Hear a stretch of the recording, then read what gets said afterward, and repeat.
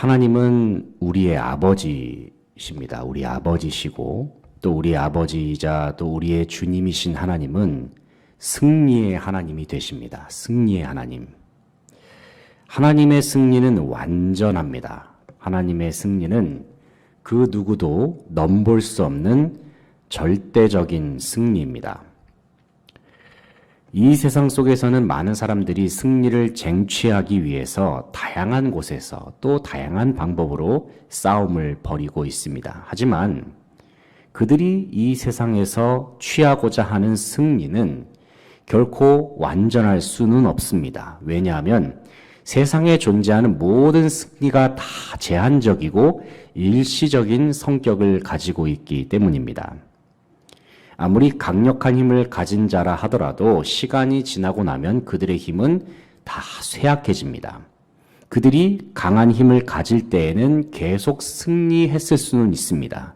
하지만 그들도 힘이 빠져버리면 더 강력한 세력에게 패배할 수밖에 없는 것이 이 세상의 현실입니다. 하지만 하나님께서 가지고 계신 승리는 차원이 다릅니다. 앞서 말씀을 드렸듯이 하나님의 승리는 완전하고 절대적입니다. 그 이유가 무엇입니까? 왜냐하면 승리를 거두시는 하나님이 바로 완전하신 분이시기 때문입니다. 하나님은 절대적인 분이시죠. 그리고 하나님은 전능하시고 영원하신 분이십니다. 그런데 시편 기자는 이처럼 절대적이고 위대하신 하나님께서 바로 이스라엘의 하나님이라고 말씀합니다. 성경은 분명히 말하고 있습니다. 온 천지 만물을 지으신 하나님은 다른 그 어떤 나라, 어느 민족이 아닌 바로 이스라엘의 하나님이라고 분명하게 말씀합니다. 그렇다면 왜 하나님께서는 꼭 이스라엘의 하나님이어야만 할까요?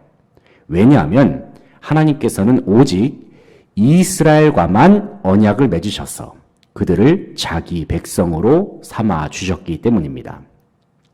오늘 본 말씀 1절을 보면은 시편 기자가 이렇게 말씀합니다. 한번 본문 1절을 같이 한번 읽어보겠습니다. 1절 시작. 하나님은 유다에 알려지셨으며 그의 이름이 이스라엘에 알려지셨도다. 이스라엘의 크시도다. 아멘. 여기서 1절에 나오는 유다라는 지명은 그 옛날 두 개로 갈려진 이스라엘 나라 중에서 남유다를 상징합니다. 그리고 이어지는 이스라엘이라는 지명은 북이스라엘을 상징합니다.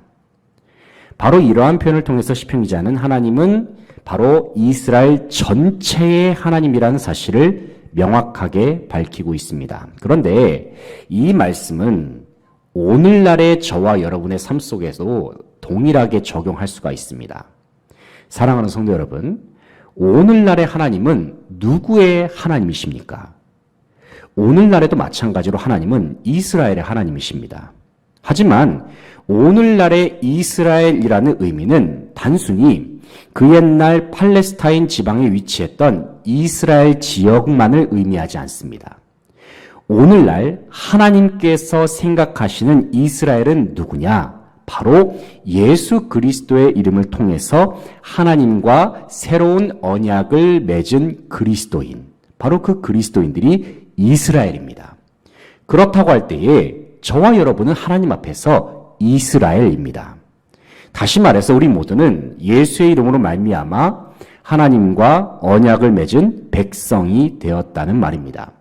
그런데 놀라운 사실은 하나님께서는 주님께서 언약을 맺으신 이스라엘, 하나님의 언약 백성에게 반드시 승리를 허락하시겠다고 약속하여 주셨습니다.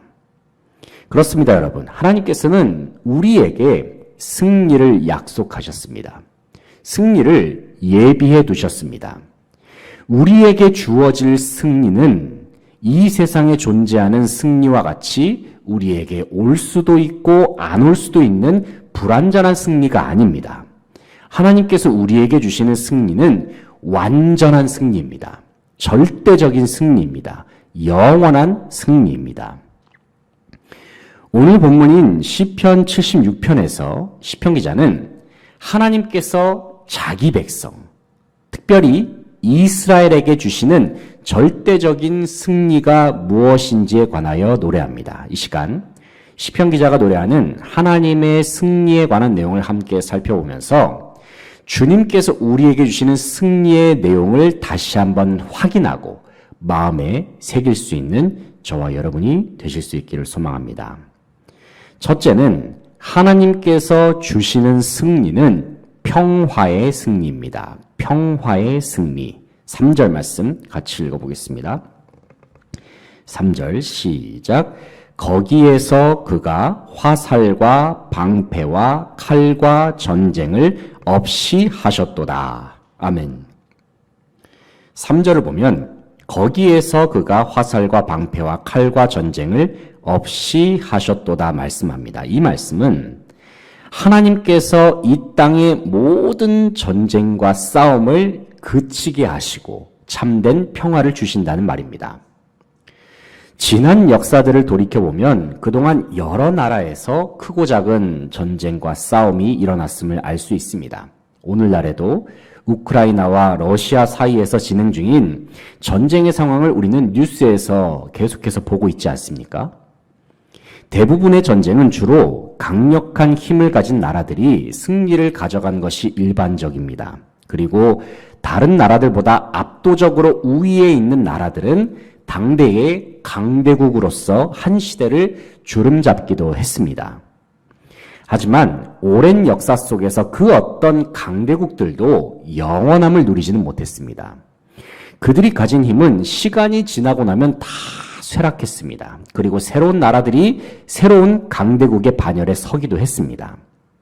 그렇다면 왜 많은 나라들은 참으로 얽히고 설킨 국제 정세 속에서 다른 나라들보다 더 강한 힘을 가지려고 하고 또 많은 전쟁과 싸움에서 어떻게든 승리를 거두려고 발버둥을 치려고 할까요?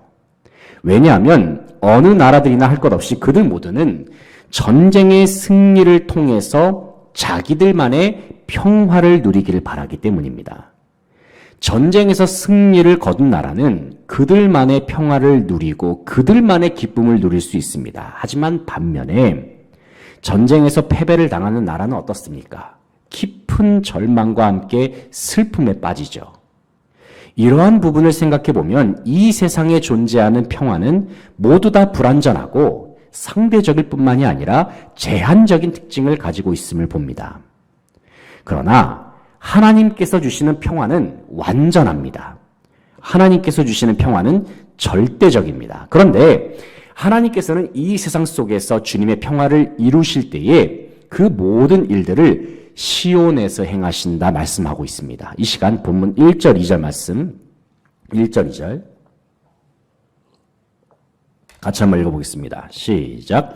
하나님은 유다에 알려지셨으며 그의 이름이 이스라엘에 크시도다. 그의 장막은 살렘에 있으며 그의 처소는 시온에 있도다. 아멘. 여기서 시편 기자는 하나님께서 유다와 이스라엘에 계신다. 다른 나라가 아닙니다. 유다와 이스라엘에 계시고 주님의 장막이 있는 시온에 계신다고 말씀하고 있습니다. 이 말씀은 온 세상에 진정한 평화를 허락하시는 절대적인 하나님이 바로 이스라엘의 하나님이시고 시온의 하나님이심을 의미합니다. 바로 이러한 의미에서 우리가 믿는 하나님은 단순히 이스라엘에게만 평화를 주신 분이 아니라 이스라엘을 통해서 온 세상과 열방 가운데 평화를 주시기를 기뻐하신다는 것을 알 수 있습니다.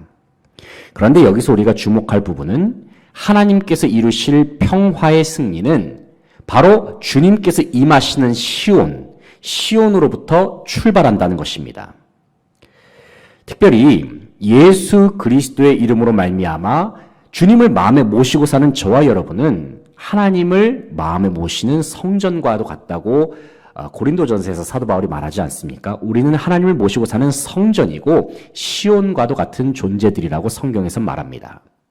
이 부분을 생각할 때 우리는 하나님께서 오늘날의 시온과도 같은 저와 여러분을 통해서 이 땅의 평화의 승리를 이루기를 바라신다는 것을 알 수 있습니다. 사랑하는 성도 여러분, 우리 속에 계신 하나님, 우리의 마음속에 사시는 하나님께서는 평화의 승리를 이루시는 분이십니다. 그리고 하나님은 시온으로부터 온 세상 가운데 세상이 줄 수 없는 평화 그리고 진정한 샬롬을 온 세상이 누리기를 바라고 계십니다. 바로 이러한 사명이 저와 여러분에게 있습니다. 우리의 모든 삶의 자리에서 하나님께서 우리에게 주시는 평화의 승리를 이루는 사명, 그 사명을 잘 감당하며 나아갈 수 있는 모든 성도들의 삶이 될 수 있기를 간절히 바라고 소망합니다. 둘째는 하나님께서 주시는 승리는 구원의 승리입니다. 구원의 승리. 4절부터 6절까지의 말씀을 같이 읽어보겠습니다. 4절부터 6절까지 시작. 주는 약탈한 산에서 영화로우시며 존귀하시도다. 마음이 강한 자도 가진 것을 빼앗기고 잠에 빠질 것이며 장사들도 모두 그들에게 도움을 줄 손을 만날 수 없도다. 야곱의 하나님이여 주께서 꾸짖으심에 병거와 말이 다 깊이 잠들었나이다. 아멘. 방금 읽은 4절부터 6절까지의 말씀을 보면은 시편 기자는 하나님께서 악인들을 심판하시는 장면을 묘사하고 있습니다. 그런데 시편 기자가 하나님의 심판을 묘사할 때에 사용한 단어들을 보면은 조금은 자극적인 표현을 구사했음을 발견할 수 있습니다. 4절을 보시면 시편 기자는 하나님께서 심판하신 모습을 가리켜서 약탈이란 단어를 표현하고 있습니다. 약탈. 또 5절을 보면은 시편 기자가 이렇게 표현을 합니다. 하나님께서 가진 것을 빼앗으신다. 그리고 잠에 빠지게 하신다라는 표현을 씁니다. 그리고 6절을 보면 시편 기자는 주님께서 꾸짖으신다라는 표현으로 하나님의 심판을 묘사하고 있습니다. 바로 이러한 표현들을 살펴볼 때 우리는 하나님께서 악인들을 심판하시는 모습이 조금은 무지막지한 모습으로 묘사된 것은 아닌가 하는 생각을 할 수도 있습니다. 하지만 여기서 시편 기자가 이와 같은 단어들을 사용한 데에는 분명한 의도가 있습니다. 왜냐하면 시편 기자는 바로 이러한 거친 표현들을 통해서 하나님께서 이 땅의 모든 악인들과 사단의 세력들을 철저하게 심판하실 것임을 선포하고자 했기 때문입니다. 의심의 여지 없이 하나님의 능력은 완전합니다. 그렇기 때문에 하나님께서 행하시는 심판 또한 완전할 수밖에 없습니다. 바로 이러한 점을 생각할 때에 하나님은 이 땅의 모든 사람들이 마땅히 경외하고 영광을 돌려드려야 하는 지존하신 분이십니다. 그래서 시편 기자는 본문 7절, 8절에서 이렇게 선포하고 있습니다. 7절, 8절을 같이 읽어보겠습니다. 7절, 8절 시작. 주께서는 경외받을 이시니 주께서 한 번 노하실 때에 누가 주의 목전에 서리이까. 주께서 하늘에서 판결을 선포하심에 땅이 두려워 잠잠하였나니. 아멘. 방금 읽은 말씀에서 시편 기자는 온 세상 사람들이 하나님을 경외해야 할 이유에 관해서 다음과 같이 말씀하고 있습니다. 주님께서 한 번 노하시고 심판하시면 그 누구도 이 땅에 설 자가 없기 때문에 그만큼 하나님은 위대하시고 전능하신 분이시기 때문에 모든 사람들은 마땅히 하나님을 경외해야 한다는 것입니다. 이처럼 하나님의 심판은 모든 사람들이 두려워할 만큼 맹렬하고 무섭습니다. 그러나 하나님의 심판의 날은 주님의 백성들에게 있어서는 기쁨의 날이고 회복의 날입니다. 왜냐하면 하나님께서는 심판의 날에 주님께서 자기 백성으로 삼아주신 모든 사람들을 구원하시기 때문입니다. 이 시간 9절을 같이 한번 읽어보겠습니다. 9절 시작. 곧 하나님이 땅의 모든 온유한 자를 구원하시려고 심판하러 일어나신 때로다. 아멘. 9절을 보시면 곧 하나님이 땅의 모든 온유한 자를 구원하시려고 심판하러 일어나신 때라고 말씀하고 있습니다. 여기서 우리는 하나님께서 모든 악인들을 맹렬한 모습으로 심판하시는 목적을 확인할 수 있습니다. 그 이유는 한마디로 말해서 온유한 자들, 다시 말해서 주님을 마음에 모시고 살아가는 하나님의 자녀들을 구원하시기 위해서입니다. 이처럼 하나님께서는 온 세상을 완전한 능력으로 심판하심으로 주님께서 택하신 백성들, 특별히 저와 여러분에게 구원의 승리를 허락하여 주십니다.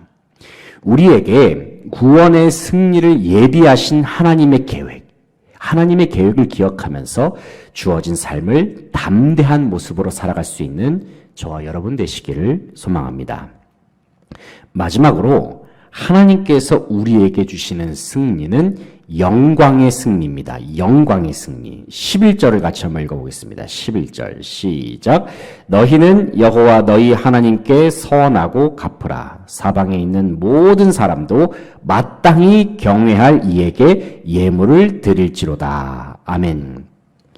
11절에서 시편기자가 이렇게 말하죠. 너희는 여호와 너희 하나님께 서원하고 갚으라. 사방에 있는 모든 사람도 마땅히 경외할 이에게 예물을 드릴지로다. 여기서 시편기자 하나님을 가리켜서 뭐라고 표현하고 있습니까? 마땅히 경외할 이, 마땅히 경외할 분이라고 말씀하고 있습니다. 이 말씀은 하나님은 누가 인정하든 인정하지 않든 상관없이 절대적으로 찬양을 받으시기에 합당하시다는 말입니다. 하지만 이 세상을 들여다보면 이 세상 모든 사람들이 다 하나님께 찬송과 영광을 돌려드리지는 않습니다. 바로 이러한 현실을 가리켜서 시편기자는 10절에서 이렇게 묘사를 하죠. 10절을 보시면 시편기자가 이렇게 묘사를 합니다. 진실로 사람의 노여움은 주를 찬송하게 될 것이요 그 남은 노여움은 주께서 금하시리이다 말씀하고 있습니다. 여기서 노여움이란 하나님을 알지 못하는 사람들이 하나님을 향하여서 분노를 바라는 것을 말합니다. 그러니까 시편기자는 이 세상의 많은 사람들은 여전히 하나님을 대적하고 있고 주님을 향하여서 분노를 바라고 있다라는 것을 지적하고 있습니다. 하지만 이 세상 그 누구도 하나님을 대적할 자격이 있는 자들이 없습니다. 하나님께 화를 낼 자격이 있는 자들도 없습니다. 왜 그렇습니까? 왜냐하면 하나님은 창조주이시고 사람은 피조물이기 때문입니다. 하지만 그럼에도 불구하고 주님을 알지 못하는 사람들이 하나님께 분노를 바라면서 주님을 대적하는 이유가 무엇입니까? 왜냐하면 인간들의 근본적인 본성에는 하나님을 싫어하고 하나님을 인정하지 않는 모습이 있기 때문입니다.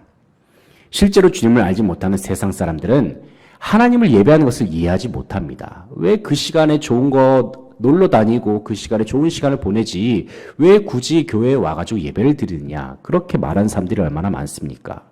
하나님을 예배하는 일보다 자기 자신을 위해서 뭔가 시간을 투자하고 노력을 기울이는 것이 더 중요하다라고 세상 사람들은 말합니다.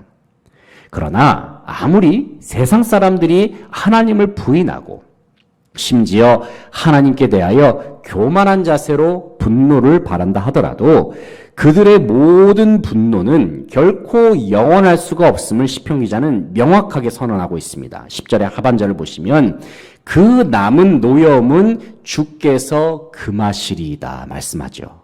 이 말씀은 하나님께 대한 악인들의 분노가 이 세상에서 계속해서 나타난다 하여도 그들의 모든 행위는 결국에는 그치게 되고 그들의 모든 행위는 결국에는 완전한 심판을 당하게 될 것임을 말씀하는 부분입니다. 그리고 모든 심판을 완성하신 하나님께서는 최종적으로는 모든 나라와 왕들로부터 높임을 받으실 것임을 시편기자는 선언하고 있습니다. 12절 말씀을 같이 한번 읽어보겠습니다. 12절 시작.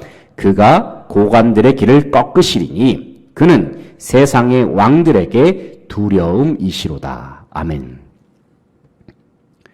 하나님께서 고관들의 길을 꺾으신다. 세상의 고관들, 높은 지위에 있는 사람들의 길을 꺾으시고 모든 세상 왕들에게 두려움의 존재, 경외받을 만한 존재로서 하나님께서 나타나실 것이다. 시편기자는 말씀하고 있습니다.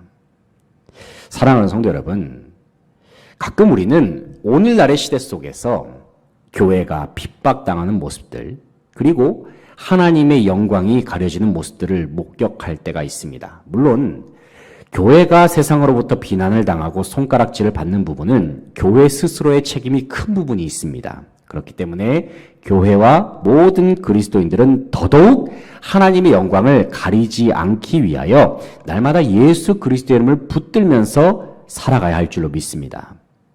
하지만 그럼에도 불구하고 지나온 모든 역사 속에서 교회는 언제나 세상으로부터 핍박을 당해왔습니다. 왜냐하면 세상은 아직까지도 공중의 권세를 잡은 자들, 그리고 어둠의 영들의 영향을 받고 있기 때문입니다. 그렇기 때문에 세상은 지금도 여전히 교회를 흔들어 놓으려고 합니다. 주님의 심판이 임할 때, 그 마지막 때가 임하기 전까지 악한 영들은 계속해서 믿는 자들의 삶을 온갖 유혹과 시험으로 넘어뜨리려고 할 것입니다. 하지만 여러분, 아무리 시험과 어려움이 교회와 그리스도인들에게 맹렬한 모습으로 다가온다 하더라도 우리는 결코 두려워할 필요가 없습니다. 왜냐하면 하나님께서는 완전하신 능력과 권세로 이 땅의 모든 악한 세력들, 그리고 모든 세상을 반드시 심판하실 것이기 때문입니다. 그리고 하나님은 주님의 절대적인 위엄과 권세로 말미암아 결국에는 모든 나라와 열방 중에 높임을 받으시고 영광을 받으실 것입니다. 특별히 이 자리에 함께한 저와 여러분은 이미 오늘날 바로 지금 이 시간에도 위대하신 하나님께 영광을 돌리면서 예배할 수 있는 특권을 지금 누리고 있습니다. 하나님을 예배하는 영광은 이 세상의 그 어떤 영광과도 감히 비교할 수가 없습니다. 우리가 하나님을 예배하는 일은 영원부터 영원까지 계속될 것입니다.